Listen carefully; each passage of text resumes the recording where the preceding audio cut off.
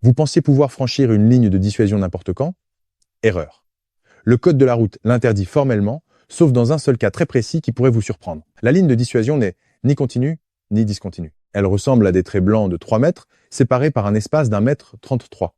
Ce marquage avertit que le dépassement est dangereux, souvent à cause d'une mauvaise visibilité sur la route. Contrairement à la ligne continue qui interdit toute manœuvre et à la ligne discontinue qui l'autorise, la ligne de dissuasion occupe une position intermédiaire. Selon maître Rémi Jossaume, avocat spécialisé en droit routier, elle n'a pas de définition claire dans le code de la route français. Mais il existe une exception importante.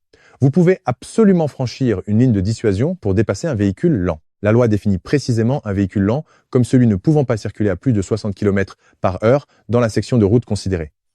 Attention cependant, si vous franchissez cette ligne sans respecter ces conditions, vous commettez un dépassement dangereux. Vous risquez alors une amende de 4e classe avec contravention forfaitaire de 135 € et surtout un retrait de 3 points sur votre permis. Les sanctions peuvent être bien plus lourdes. L'amende peut être minorée à 90 € mais majorée jusqu'à 375 € et même atteindre 750 € en cas de circonstances aggravantes. Pire encore, les forces de l'ordre peuvent demander une suspension de votre permis pouvant durer jusqu'à 3 ans. Et rappelez-vous, même pour dépasser un véhicule lent, vous devez d'abord vérifier qu'il n'y a aucun danger, actionner votre clignotant et vous assurer que la manœuvre est sécuritaire avant de franchir la ligne.